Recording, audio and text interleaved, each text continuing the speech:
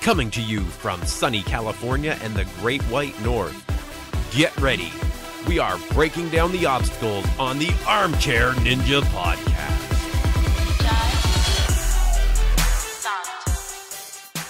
Hello, everyone, and welcome back to the Armchair Ninja Podcast. It is Saturday, December 30th, 2017. My name is Rich, and joining me once again to cover Ultimate Beastmaster is Bijan. How you making out? Rich, I'm a simple man with very simple needs. And I have to say once again, bro, I am in love. My heart has been stolen away once again. Can ye do? The host of Team China is the greatest woman I have ever known in my life. She can do no wrong. She is perfection. Oh my God, is she fantastic. She's pretty great. Yeah, she is funny. So if y'all don't know, she's the lady with like just straight up like freaking Mickey Mouse ears.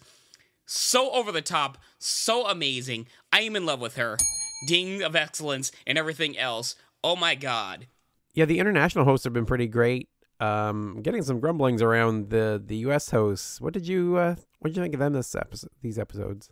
I don't know, man. I'm fine with them. They're vanilla.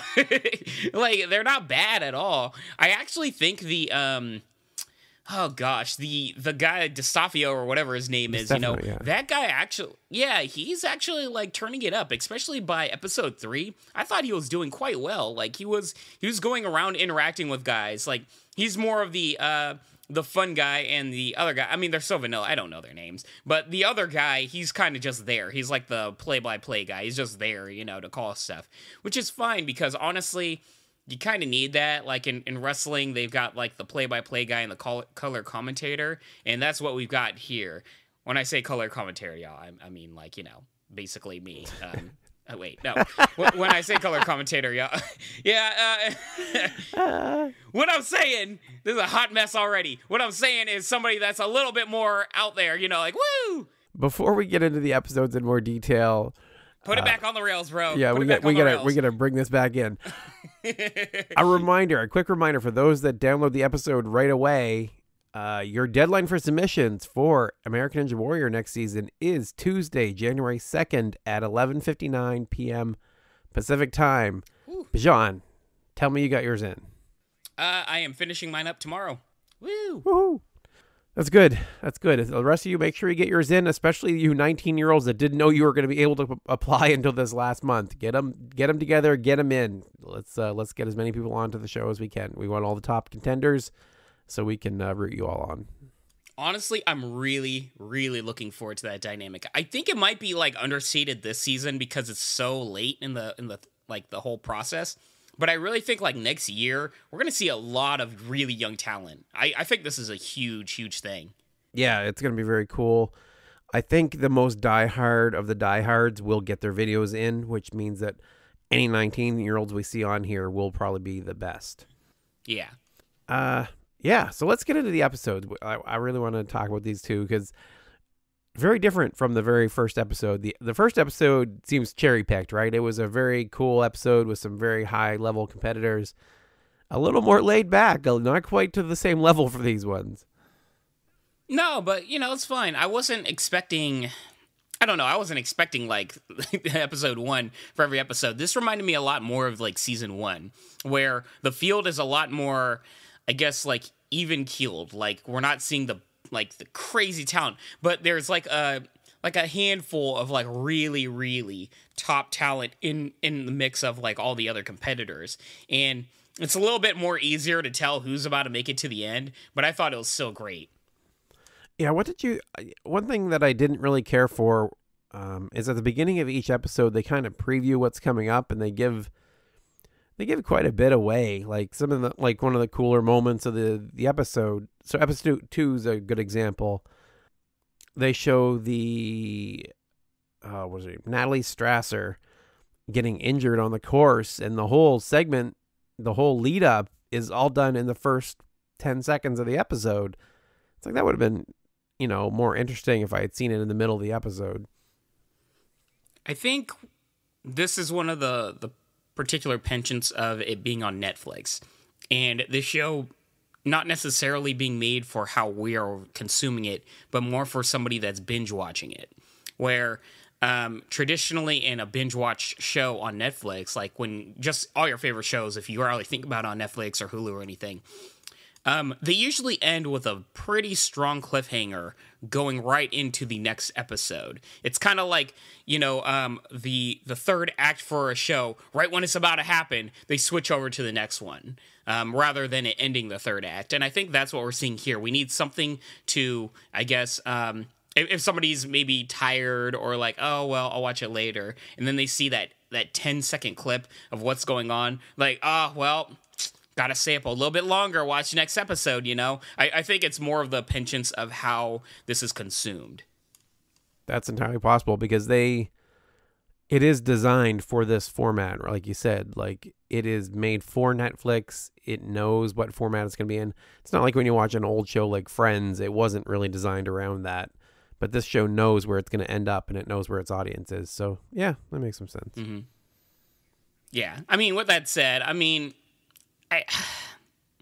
could see it being a problem later on if they show too much, but this whole situation with the Strasser thing, I didn't think it was too much of a big spoiler. Like, I think as long as they keep it like the first 2 levels, that's what's more important to me. Yeah. So no, I guess I didn't really see it as a spoiler. I don't know. It took a little something out of the moment. I mean, I can see that. So taking a look at episode 2, level 1, we're not going to list all the obstacles again. You guys know. We'll talk about them. We'll try to describe them in a little bit of detail so you know what we're talking about when necessary. The U.S. competitors in episode 2, we had Gabe Baker, a football player. I thought he had very good screen presence. This guy was good. Yeah, he really captured the camera, doing some very ninja obstacles. Like, when you see people doing an unstable bridge, like, oh, he's an OCR specialist. Yeah, sure he is. I love how they're like, oh, I do obstacle course races and obstacle courses, quote unquote. And then you just see them doing like Ninja Warrior stuff. It's like, come on, guys. He's probably the most blatant one I've ever seen. I guess that's all you have to say. What else can you say? I mean, I don't know if there's better terminology, but it's like... Yeah, it's like mixed martial arts, right? They need to have a more generic term. They just don't have a short form obstacle course races is all they can really call it, but... Yeah, like, I'm an obstacle course racer, heart and heart, I've done it for years. But you put me on a Ninja Warrior course, I'm not going to be like, oh, yeah, I do this all the time. I got this, y'all. It's like, it's a little different. Yeah. And the other competitor was Natalie Strasser, who we mentioned briefly, parkour athlete who injures herself on the course, as we find out at the beginning of the episode. And we'll get into more detail on that when we talk about level 2. But yeah, she looked pretty strong. Parkour athlete. Yeah, I mean, there's one competitor that really stood out to me more than anybody else, and that's Laura from Team, I think, France.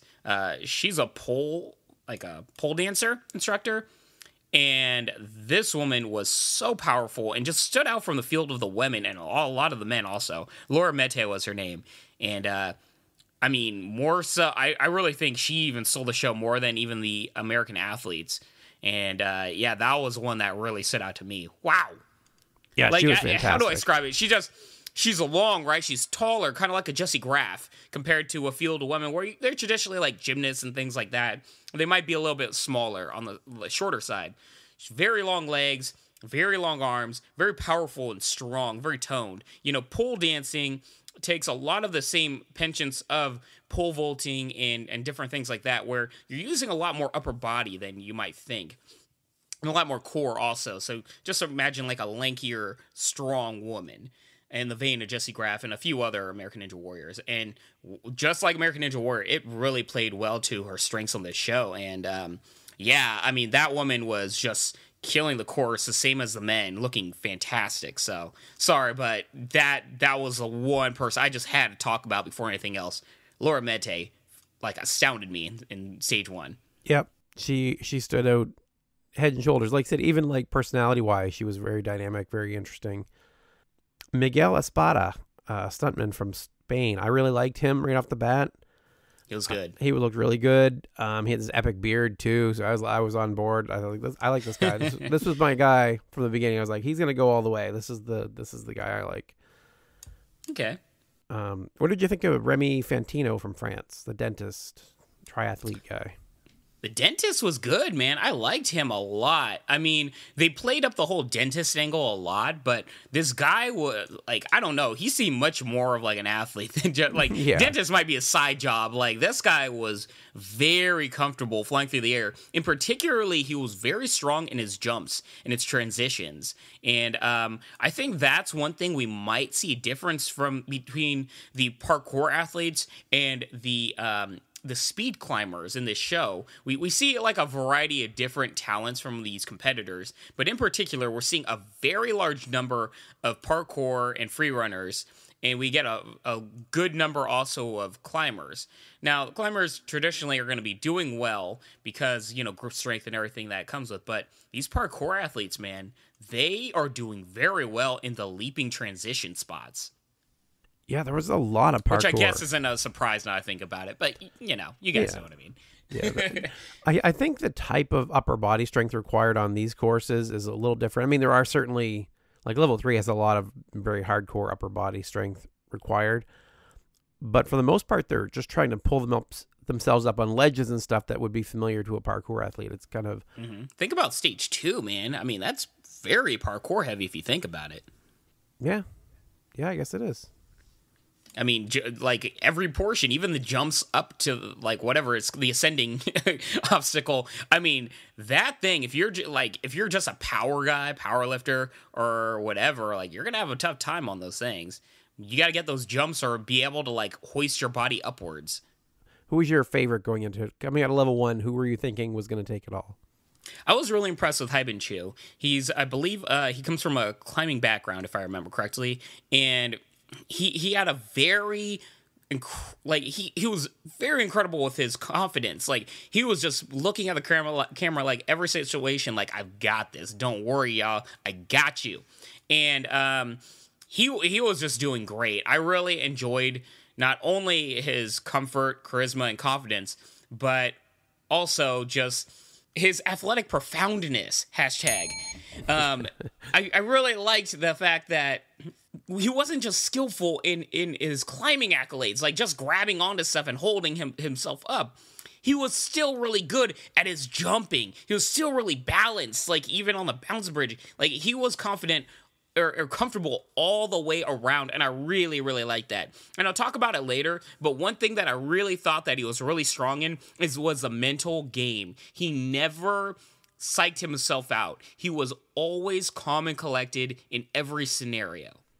He ended up falling on the crash pads, but no, he was looking pretty good. He didn't really stand out to me in level 1. Like, no, he was kind of in the mix, but I think about it. Crash pads are new, man. Yeah, and that was the other part I was going to ask you is like, what did you think of this new obstacle? Man, I was about to ask you that. Oh, jinx, bro. Okay, so I really like it. I like the fact that at the end of this stage, we actually have a mix-up, and it's actually like a big obstacle. It's a big component rather than just a small little thing that we saw in last season. Furthermore, I like the fact it takes a different type of specialty to get past that particular obstacle. And the fact that with the mag wall, as you can imagine, it's very rock climber heavy, right? But with the crash pads, you don't necessarily have to have a rock climbing background. As a matter of fact, I think it's way better for people from gymnastics backgrounds, from parkour backgrounds, from any background where you have a much better sense of control of your body and your core. So I really like the fact that we've got a balance obstacle. And also, like, when you think back to the obstacles that are missing from last season, these were one of my favorites. I mean, I absolutely love these balance bridge types things. I just absolutely adore them. Yeah, we didn't really describe it here. I just realized they call it the slingshot to crash pads. And it was basically a trapeze onto, I don't know, a big floating board attached at all 4 corners. So you kind of had to balance yourself on this big board and jump from that one over to another one, over to the finish. I liked it. It was very similar to, like you said, the optional path in level 2 last year, I think it was. the good path. Yeah, it was a very cool obstacle then. It's a slightly modified one now. I like it. It's good. It was very cool. I don't know. It seems weird because it is definitely a difficult obstacle and we saw people go out on it, but at the same time I almost feel like it's easier in a way. It's easier, but the entire field is even, So like the points from one episode don't carry on to a next episode for the finals or anything. So I'm cool with it as long as it's all even. So before we move on, we have to talk about Natalie's injury here. Gymnast and stunt woman from USA. She's on the energy coil. She makes this big jump over and gets this gash on her arm. And she looked okay at first, but she looked down at it. And when she saw it, man, she broke. She just cracked at that point. Yeah, it's a mental thing, right? Yeah. I don't know. How did you feel about this scene? Because they really played it up like it's a severe injury and all this stuff, and that, her continuing the obstacles like this big to-do. How'd you feel? I didn't take it as so much the physical injury. I mean, it was a little bit. I mean, it was a pretty good gash. She ended up with 8 stitches from the thing. But, no, I think it was mental. I think they didn't play that up as much, but I think it was written all over her face, right? She panicked when she looked down and saw this great big hole in her arm and blood coming out. But she pulled it together and she attempted to continue. And I thought it was fantastic. I was a little iffy on it at first. When they showed it during the episode, I was like, oh geez, she's not dealing with this very well. But she did. She pulled it together. I thought it was wonderful. Yeah. I have mixed feelings, going back and forth. I feel like I need more time to, I guess, pull my full on opinion about it. But I come from a background where it's like people get injured all the time. I mean, yeah. So I'm like the severe injuries like a broken ankle or like something like that where you tear a ligament or like hurt something. And I'm not saying I want this to happen, but those are the ones where I really feel empathetic. Where I'm like, oh man, they're getting through and all this. I mean, getting a cut and get some stitches, it's scary and all, but like. Everybody's all pulling together. Everybody's holding hands and everything. Like, this is a big deal. And I'm just like, for me, I was like, that's not that big of a deal. But I don't know if that's just my bias of the things that I've gone through or seen.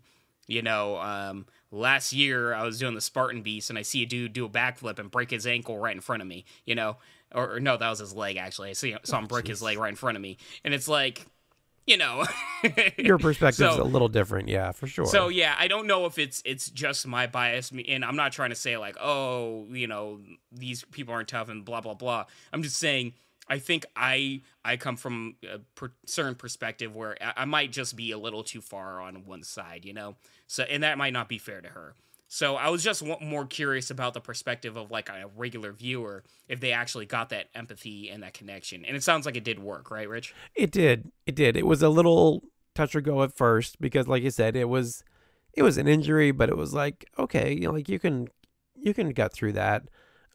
It just took her a second to collect herself, which was fine, and she did, and she made an attempt to continue on. She did fall in the next energy coil, but no, she got my respect for that. I do feel like they played it up a lot. But that's fine. I didn't think it was too overblown. Mm-hmm. Okay, cool. Yeah, so moving on to level 2, we had a big shock right off the bat because Gabe Baker, our USA first place guy, really started struggling on the very first obstacle on Spinal Ascent. And he did not get past the top one. It was absolutely a mind-blowing way to start off level 2.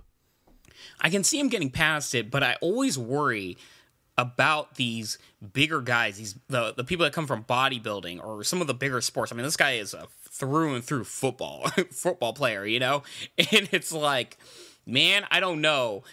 That particular obstacle, the ascending obstacle, doesn't look like something that bigger guys actually train doing all that often, Parkour athletes probably do that in their sleep, and rock climbers can pull themselves up easily. But if you're pulling yourself up and then hoisting yourself over on a platform that's moving, I mean, you're asking a lot of a guy that's plus 200 pounds and just used to doing powerlifting all the time. Yeah, I didn't see it that way, I guess, as much, because I assumed he'd be able to do it because of his height. I don't know how tall he was, but I find height plays such a big, important factor in that first obstacle that I really didn't see him having too much trouble with it. I mean, that could be a component, but... Yeah, obviously I was wrong, he's because also, he didn't make it past it. I think if he was a basketball player, we'd be talking about something very different. It's a little unusual, I guess. We're usually seeing the shorter people fail there. Mm-hmm. It made for a very interesting story of, like, you know, he's supposed to be the star of the episode because he is in terms of name recognition for America, I mean, he's probably the biggest, right?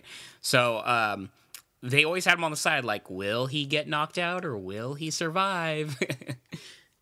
Oh, yeah, and also shout out to my love asking at the very beginning when they put him on the screen, is that Will Smith? And then going right to the thing. I'm like, oh, Lord. For those that didn't watch the episode, he looks absolutely nothing like Will Smith at all. Like zero resemblance at all. Well, you know, there's some things they have in common. Well, yeah. Yeah, this show does not really pull many punches. That's what I find funny. It would be I think it's this one woman, man. She's the one, and I'm fine with it. Well, I mean, last episode we had them, you know, one of the hosts go into the other booth, you know, to console China when Felix's shoe fell. I mean, we've had a couple of good point, yeah, comments and things along the way. It was weird because Haibin Chu from the Chinese team, national climbing champion, took the course, and I hadn't really noticed him that much from the first one. He seemed okay. But guy just killed level 2. He just made it look easy. I had noticed it's his first half. He's looking pretty solid. He always having no problems. And then, he did the same thing in the second half. Just went through the whole thing like nothing. Yeah, it wasn't how he, like, the fact that he did well. It's more of the comfort and ease. He never freaked out. Almost to the point where he's going really felt like slow at times. Yeah. But he was always calm and collected. And that worked to him. And I found that people that don't like rush through to a point where they're like just spazzing out and they actually like you can just tell they're not expending too much energy, almost like a Joe Morosky type thing, but you know, less fast because Joe Morosky is actually like crazy fast also. You could tell that like he was always fine. And I don't know, it made to this like psychological thing where I just always assumed that he was going to do well because he was so calm and chill about everything. Yeah, I started looking away because I was just waiting for him to finish at some point, right? I was like, all right, so he's going to finish the whole thing. I'll just kind of not pay as much attention because he's just picking his way through the whole course. Yeah, but I really like, once again, every time he'd like get past an obstacle, he'd play to the audience. He'd like go on for cheers and everything else. Like, this guy is just, he knows he's on a show and he you know, he's doing it right. Good on them. Yeah, that's a good point. American Ninja Warrior, I'm sure, would love him if he was American, I guess. Yeah. I have to point out when Antonio Basso from Italy took the course, Chris DiStefano, one of the hosts, says with those big stupid holes in his ears. I'm like, what was that for? Like a total jab at the competitor for out of nowhere. But there was some realness going on right there. He was like, there's some backstory there, and I'm curious about that. It wasn't like, oh man, those ears. He's like, those big stupid ears. You know? I'm like, damn, bro. Tell me how you really feel. Like, man, I don't know. I you know, they're whatever. It's more of like, I feel like I'm old when I talk about those types of earrings because it's like, I don't know. That's another generation for me. Yeah, and he made it basically said something with that generation too. Basically, starring kids putting holes in their ears. Darn kids, yeah. Antonio ended up sliding backwards out of the digestive tract and ended up grabbing onto the stomach turn. He's like swinging around on this gear, like doing full turns around it. I was like, how long is he going to hang on to there? Because I don't think he's getting off it anytime soon. Nah, man. I don't know. There's some weird falls in this show, right? Compared to Ninja Warrior, where, you know, someone fails, they go into the water immediately. And this one, they like grab onto things or they start to like slowly drown. The whole obstacle's like sinking into the water. There's just some opportunities for some odd failures. Yeah, opportunities for some bad things to happen too. I get really nervous in that digestive tract, guys. It's like a small little tube, right, that you're like trapped in claustrophobic wise, and it's like tilted upwards, and it's just sinking into the water. And there's a point where it's like, if that thing continues to sink like underneath you, you are trapped. And I'm sure they're not gonna let it get to that point, but just watching it, you're like, oh, I'm gonna watch this guy die. Okay, now. Yeah, I keep thinking, how quickly can they lift that if they have to? Because that could go bad. Like, I'm just keep thinking, as it's halfway down, we see them slide backwards. Like, what if they're near the top when they slide back into the tube and it's full of water at that point? Oh yeah, like fall back, and it's just like, oh man. I'm sure they have safeguards, but I mean, let's hope we don't find out how bad that can be. Yeah, well, let's hope. We should mention Laura again, the Laura Mattei from France, the pole dancer, absolutely rocking the point thruster. Like, she goes for the point thruster after spinal descent and does the splits to get back, like full on straight out splits to get back on the thing. It was one of the coolest recoveries I think I've seen. Yeah, it's like straight up Jesse Graff. I think stage 2 or 3 splits at the top of oh man, I forgot the name of the obstacle. You I think guys that was remember the when city, she does the splits. City finals last year. Yeah, she did the splits across to do one of the obstacles. It was really cool. Yeah, it's straight up like that, and very good on her. Showed just how athletic she is, and I want to point out this: she is only the second woman to make it to stage 3. And I think that is very understated in this episode, but I think that's a huge achievement for her and for women on this show. And I was really, really happy to see that. Yeah, they kind of mention it more offhand. Like, I mean, they do mention it once or twice, but it doesn't really very understated, man. Yeah, she did amazing. That could have been a very big story and point. She ended up she had to the end of the digestive tract. I don't understand why she didn't jump. I mean, I guess you're trying to save injury, didn't think she could make it, but I would like to see her make the attempt. As a viewer, I can say, like, why not just go for it? You know, we've seen people go for it, and we've seen, actually, it's not like she was really under the track. Like, if you guys know the show, you know, it's a tube, and then you got to do a jump, and it's lowering to kind of like a raised treadmill. And it wasn't like the treadmill is already, like, way above her. It was kind of, like, even with her, where, like, it's a 50-50 shot if she makes it or not.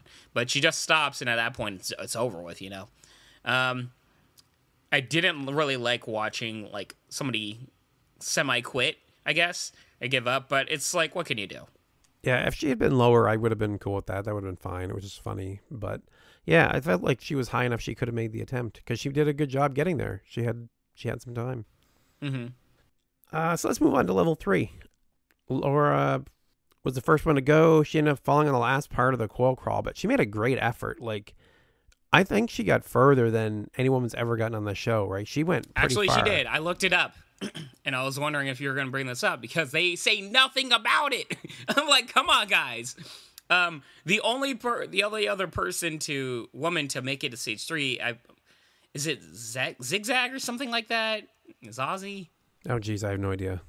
Yeah, she was like a really talented, actually smaller woman from season 1, right? But she failed on the very first obstacle, the treadmill ejector obstacle. She failed right at that.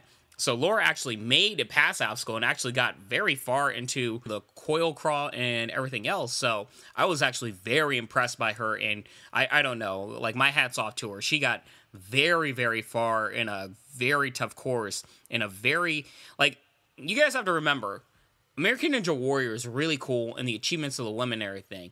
A lot of that competition is predicated with everyday competitors and everything. Everyone on this show comes from a high-level athletic background, cherry-picked from all around the world, right? And she's making it to the top, to the penultimate stage with all of these different competitors. So my hat's off to her. I mean, that's a huge achievement, and good for her. Yeah, I wonder how far she would have had to go. I think they said that she would have almost had to beat the whole course to really kind of get herself a spot. But because really, there wasn't a lot going on in level 3 this time around, because Gabe fell in the coil crawl to Miguel failed on the coil crawl. Everybody failed, man. And then Remy fell on the ejector, so it only left Hybin, who did just amazing. Again, the person, for those who don't remember, we just talked about a few minutes ago, who beat level 2, ends up like making level 3 look like a joke, which we haven't seen anyone do. This guy absolutely set a new level, a new standard for level 3 that is just unreachable. I mean, we are talking a lot about the brothers last episode, right? And the Hyben Chu absolutely just trounced them in terms of stage 3 presence. This guy was very, very comfortable on every portion of it, including the hangman, which tripped up a lot of people.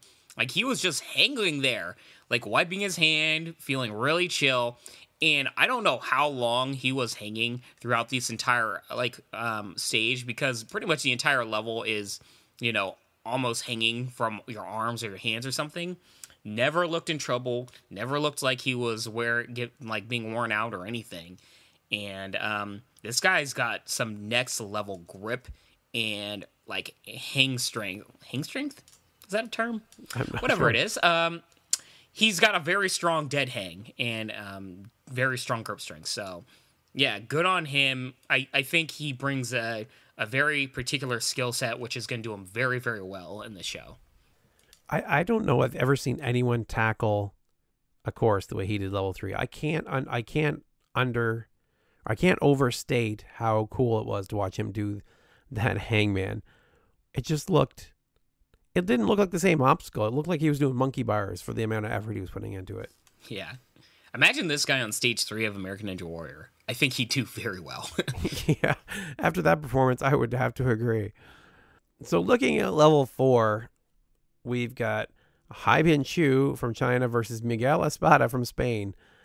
At 370 points to 210, it was like, well, gee, I wonder how this is going to go.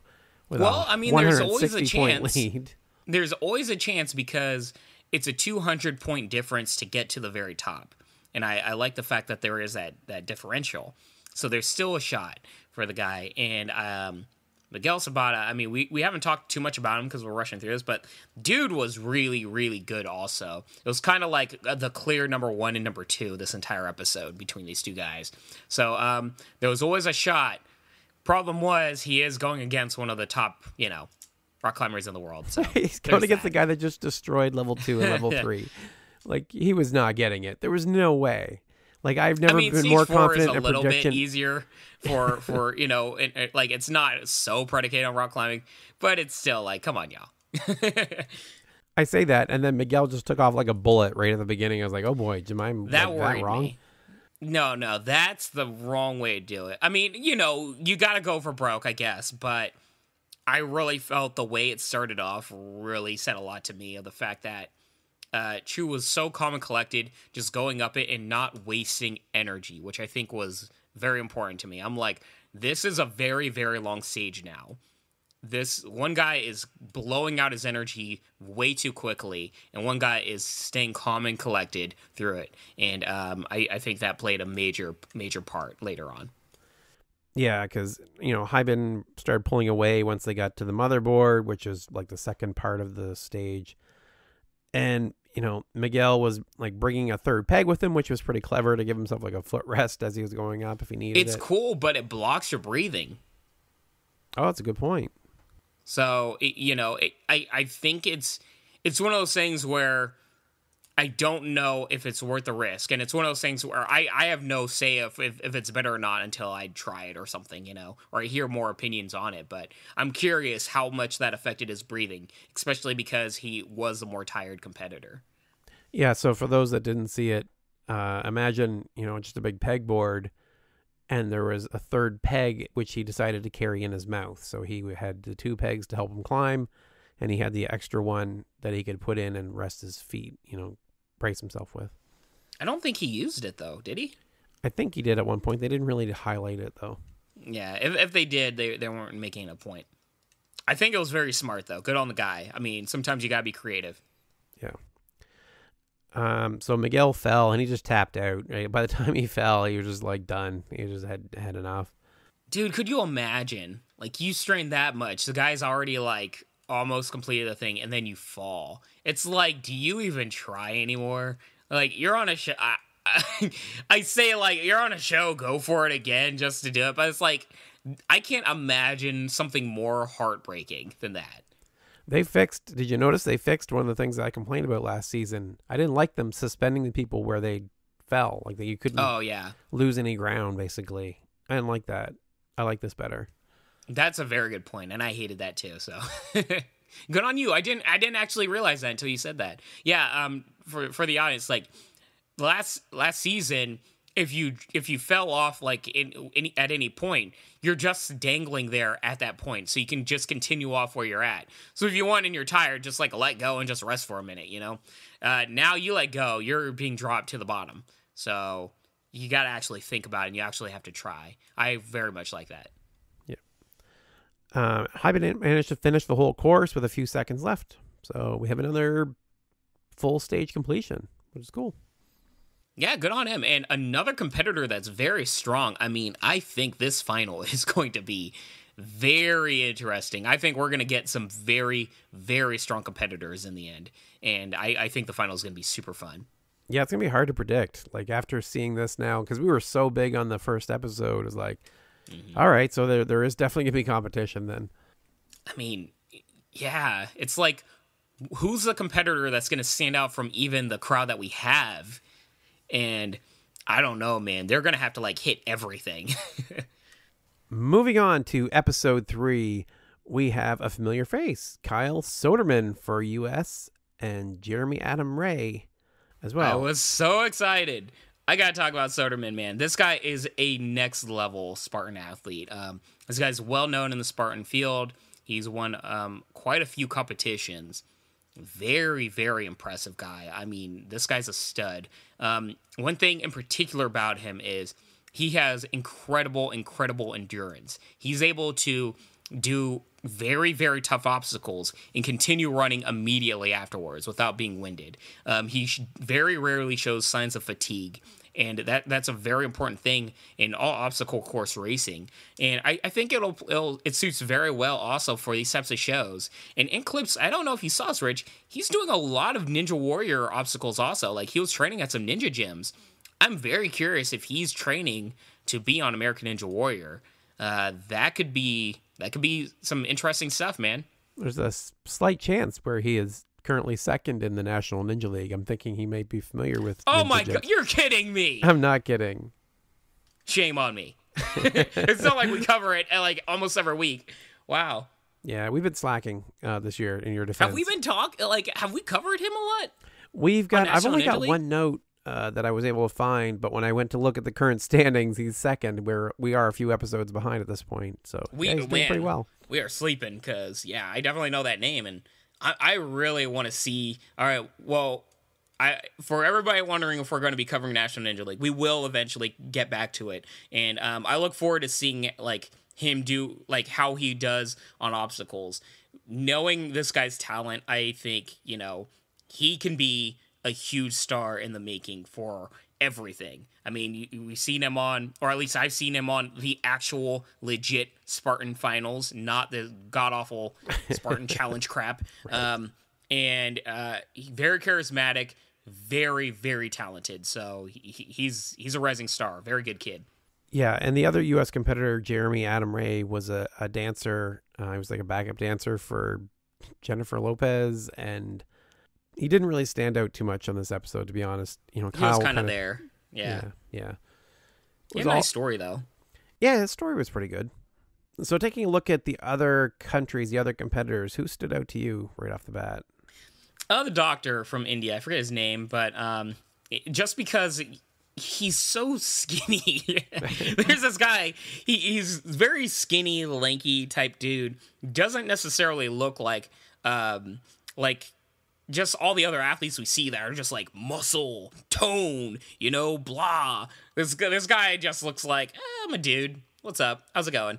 And very talented. And I really like competitors like this where looks can be deceiving. Really, I always bring up Joe Morosky. I'm sorry, y'all, but like Joe Morosky, first time I saw him, I was like, who's this guy? It's like, why is he here? Because he didn't, he's just got a build that didn't look like anything. And it might have just been underseeded. And I think this guy has a similar thing where his build understates just how talented he is. And I really like competitors like that. I was rooting for him because I'm starting to feel bad for India. They are not having a good time on these competitions at all. I like their hosts are great. I want to see more of the hosts. They're having a rough time. I feel like we've seen the least from the Indian hosts. Yeah, well, I mean, they don't have competitors to really highlight very much. Well, that's kind of the thing, right? Rishi Prasad is the guy's name, the ER doctor. He was okay. He was all right. But it kind of said a lot to me, like when they introduce the competitors, a lot of times they'll do like these weird little flips and spins and things to to show off in these little vignettes or whatever at the beginning. And he did a somersault, which I don't think I've ever seen anyone else in the show do as this big move to kind of show him his skills. Yeah. And I think another component is how they cast these competitors. Like, we know that they go to every country and they do tryouts and different people like choose their competitors from each country. And we get people from different backgrounds, and sometimes it works, sometimes it doesn't. Up to this point, before this guy, we saw a lot of boxers, bodybuilders, and bigger guys, not necessarily equipped for this kind of show. So he's really the first we're seeing from India that actually has a particular skill set that's going to do well on Ultimate Beastmaster. And I really, really hope it's not a situation where, most of Team India is just bigger guys that aren't really equipped for this type of sport. We'll see, I guess. We've still got the rest of the episodes to go. I'm really hoping India pulls out some competition here eventually. Johan Leroux from France was pretty good. He was the first in World Parkour Championships. He was so fast, making these big jumps. But he fell on his way back from getting the point thruster on the energy coils. Like, totally blew me away. I thought he was going to complete for sure.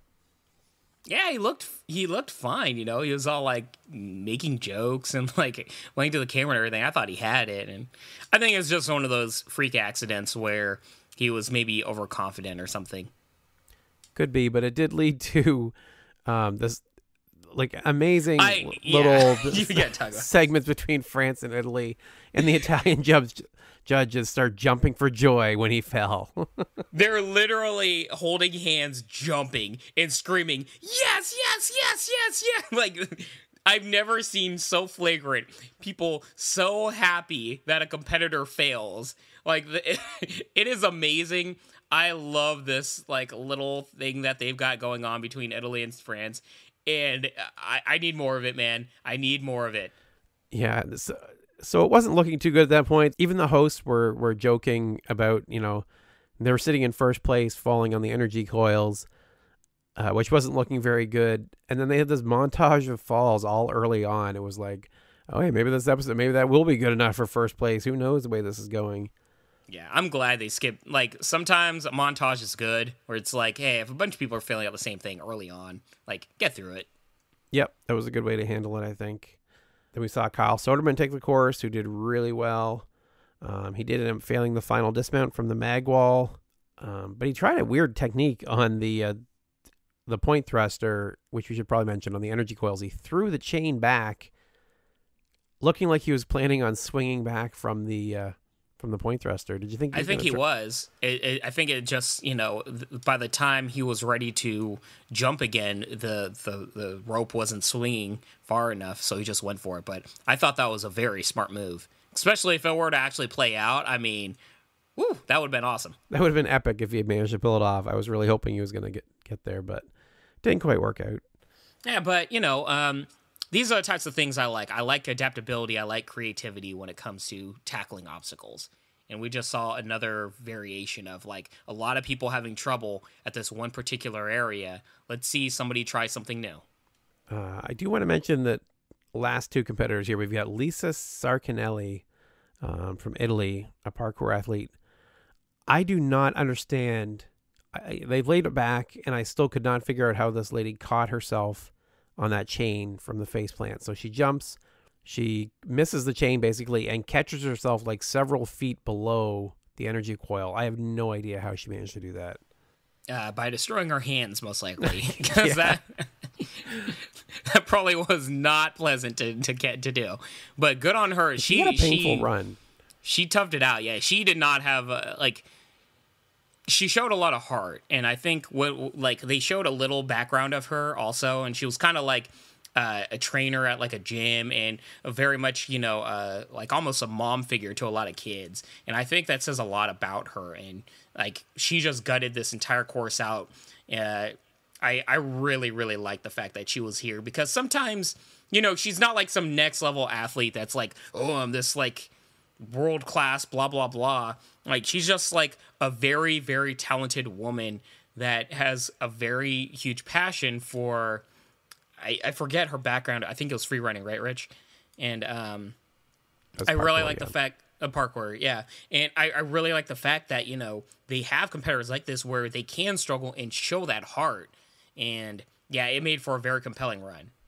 Yeah, she ends up losing a shoe, and then everything's going wrong. Everything's going wrong. And then she jumped to the last energy coil, or the next one, I should say, and she took a shot right to the face that looks so painful. It was like one of the more painful fails we've seen this season. And she flipped too. It was like bam, and then she is like doing a straight up backflip, like maybe 2 rotations. Just everything was going wrong with this poor woman. Yeah, it was not a good run for her. But she had a smile on her face going back. I really like that. Yeah. And then the last contestant took the course, which I thought was one of the most funny things I've ever seen, because the American host, Chris DiStefano, is really talking this guy up, like Francisco Gasco from Spain. He's a paleontologist. Like, this guy looks really strong. This is my pick. This is the guy to take this course down. Like, he really was big on this guy. This dude is huge. It's just like made of granite. He's just chiseled of muscle. Like the new Aquaman dude. Like that's who's taking the course. Yeah, he's Jason Momoa, just white. Starts struggling immediately. Like, he was so timid going up that first obstacle. That dude was terrified, man. Like, he might be scared of a freaking teddy bear. I don't know what's going on. Like, they have the easiest of obstacles, right? And this guy is just standing there, terrified, trembling, like shaking legs, everything, just standing there. I'm like, if this guy's having trouble jumping from one platform to another where it looks like maybe 3 feet of difference, this guy's going to be in for some bad times. Yeah, to me, it's got nothing to do with the obstacles. It's got to do with the cameras and stuff. He had to have been just the nerves of the whole situation, I think, got to him.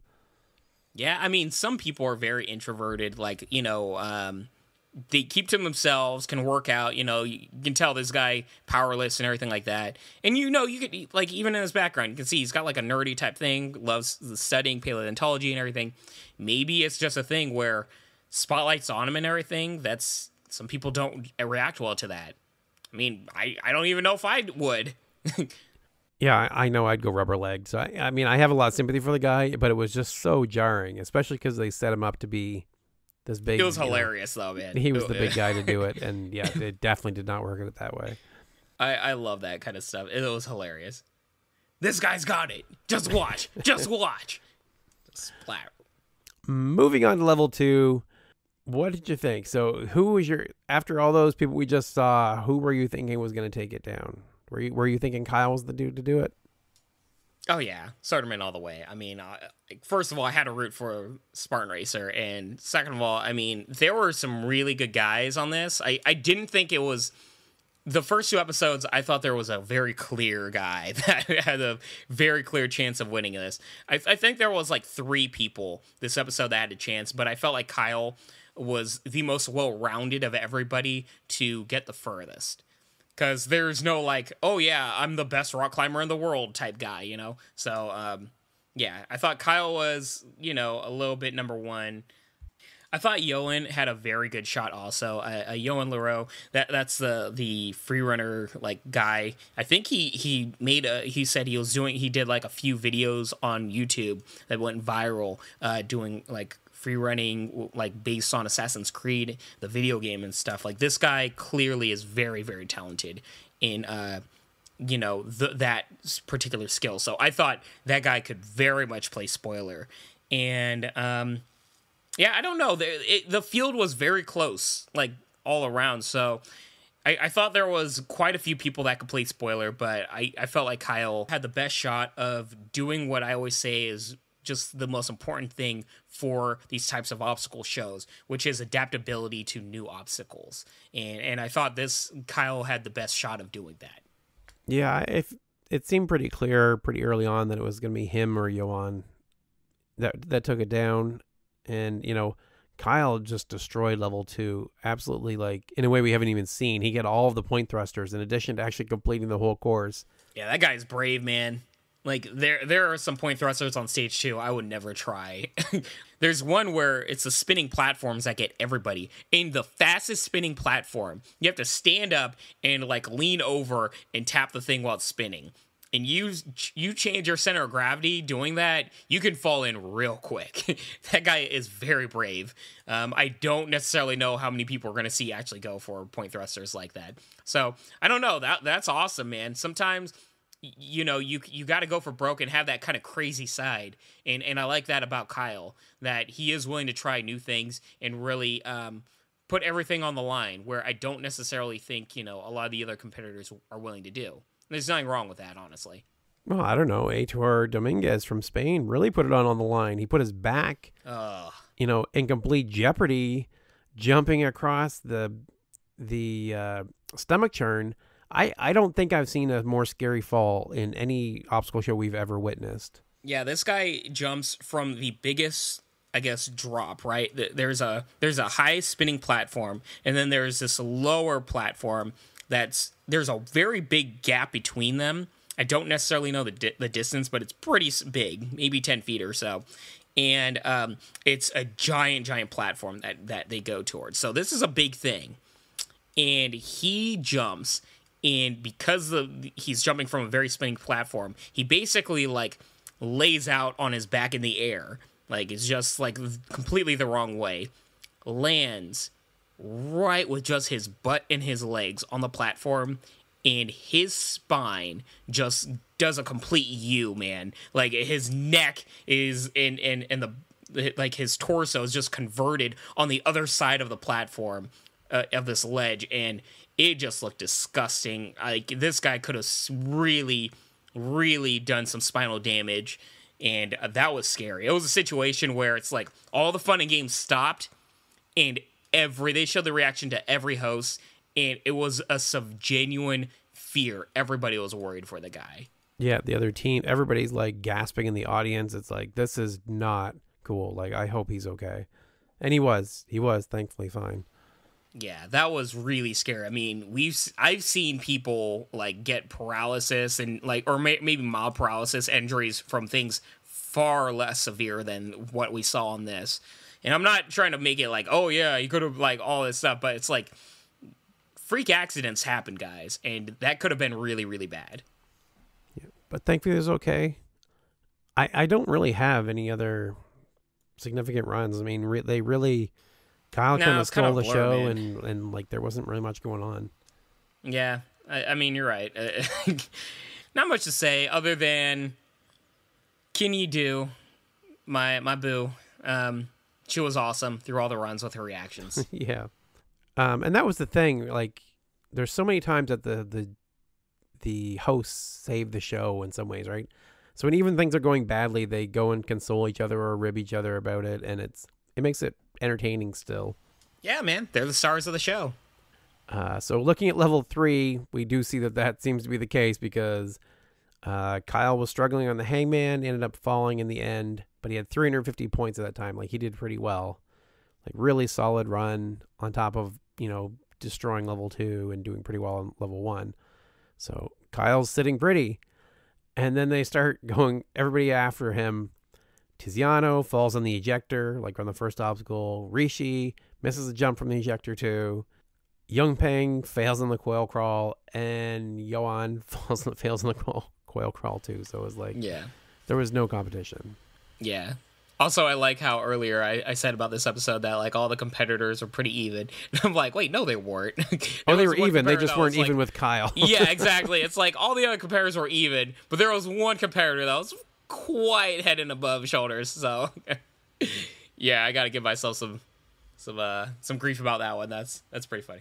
Anyways, yeah, it was like, actually, in a perfect example of the commentators making it bearable to sit through this. When Yunpeng, the Chinese competitor, fell, it cuts to your favorite judge, and she's pouting in like the most adorable way. Oh yeah, it was amazing. Like completely absolutely amazing. Like burst into laughter. Like after watching all these people fail, and I'm just like, oh geez, this is like hard to watch. When they cut to her, I just started laughing immediately, like out loud. It was great.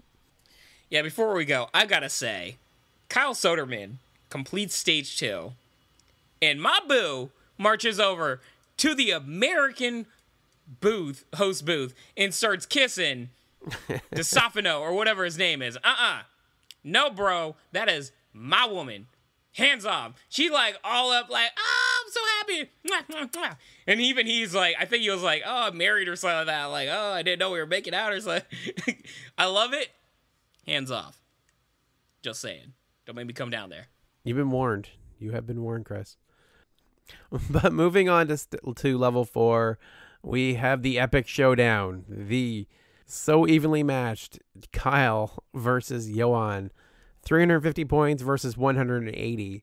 The showdown, y'all! The big showdown, the epic showdown, simultaneously hitting the first point thruster, which was pretty cool. That was neat, trying to figure out who the heck actually hit that first. But it's hilarious because, as you said, there is such a huge point gap, but this is the stuff that I wanted. It might not make for great television because you kind of know what's going to happen, right? Like the odds are so severe, but it's earned. What, like, imagine like last season, Kyle is killing it, hitting every point thruster and everything. They make it to stage 3, and the other guy just beats him. Like, how lame is that? So I like the fact that everything led to Kyle having this nice cushy cushion to the point where Yoan really had to make up a lot of things where he had to go for broke and hit every point thruster and just try to beat Kyle. So I really like that dynamic. It's earned. Yeah, it is very similar in the end because if he's the first one to complete it, he's going to win, basically. True, but, there was a portion where they're like, if Kyle hits all the point thrusters and Yoan just, like, hits the top buzzer, that's not going to be enough. Yeah. Yeah, Kyle can actually seal the deal. He's just got to keep ahead of him through some of the point thrusters. So, no, it was good. I just want a close race, like, through level 3 or level 4, and we're just not getting it, right, this season. And well, I don't know that we're going to, right? We even beyond the fact that, there's such these big point gaps to make up, the skill level of the two competitors squaring off is just not very comparable in these episodes. So think about the argument of last season and the fact that there was the argument that the way it was positioned in season 1, where people don't lose their spot, like they drop off and they're still hanging right at the spot where they're climbing at, and also everything's even going into it, like everything's erased, there's no points or anything going in, there's a much higher chance of it being very even in a race, which makes for better television, but not necessarily as fair in the terms of the sport, right? And then there's the argument of season 2, which I am much more for, and I understand both sides, where there is a big difference going into stage 4 because it's earned to that point, and also somebody can move more ahead because they can drop out, and the stage 4 is a lot bigger and I guess more varied. So there's more chance to pull ahead. And I don't know. Maybe it's one of those feedback questions, see how people feel about it. But how do you feel, Rich? I don't know. I like that they fall. I like that there's consequences. Maybe it would have felt differently if Kyle was the one that had fallen and then Johan had a chance to scale and make up those points, that would have felt a little differently. But that would have been interesting. Yeah. I guess we'll see how the rest of them play out. We'll get a better feel. I honestly don't see many Stage 4 things getting very close. Yeah, or at least not until the finals. Maybe that's where we'll see it. Yeah, maybe. So Kyle was on the ventilator climb when the time ran out, and he didn't quite finish the whole thing, but he was way ahead because Johan fell twice and was just basically at the bottom when the whole thing ended. Yeah, poor guy. Yeah. Overall, really liked the episodes. And looking quickly at the feedback we've gotten from, we had asked you to send in your thoughts on episodes 2 and 3. Will from 222 Productions says, I thought they were good. Thanks, Will. That insight was very helpful for continuing on the conversation. It was, invaluable. Sorry. I had to give Will a little bit of a hard time. Yeah. Honestly, though, like if the first episode was great to perfect, I would consider these also good. Yeah, they were good. Not great, but good. And Anthony Beads from Twitter, his thoughts on it were that parkour, he didn't say freaking everywhere, but that's basically what he said. Parkour everywhere. He said a lot of hating on Chris. India never stood a chance. And loving the Italians, France put downs. I mean, really? I can see his points for a lot of that. There was a lot of parkour. It was very parkour heavy on these 2 episodes. We saw some rock climber and different variations, but a lot of parkour backgrounds, which I'm honestly fine with. It's better than season 1 where it's like, I'm a CrossFitter. Hey, I do CrossFit. This at least get parkour and, some other talents that feed a little bit more into the sport. I like the dynamic. And what was the other point that he had? The Italian-France rivalry. Yeah, I like that. And then India never stood a chance. India is having a rough go of this season, like Japan did last year.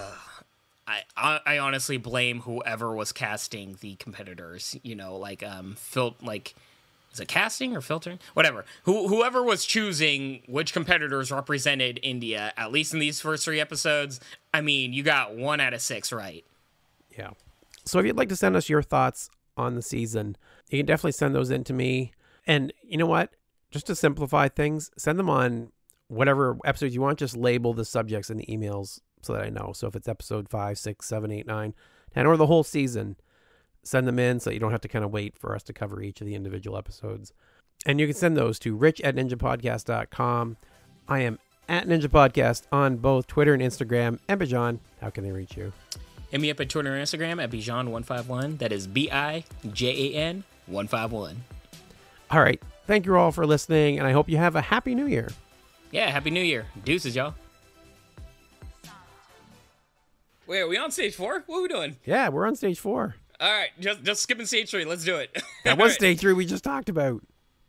No, we were. We were talking about stage 2, bro. Dude, the coil crawls and all that's on stage 3. Coil crawl? I was talking about stage 2 for a lot of that. Sorry. Anyways, yeah, we'll act like that's stage 2. That's fine. Or that's fine. Because there was nothing. Yeah. There was nothing that happened in level 3. Yeah. Okay. What were we talking about? Level 4, man. We're on level 4. Yeah. Okay. Keep up. We're over an hour now. We got to get moving here. Might be a little tired, just a little bit.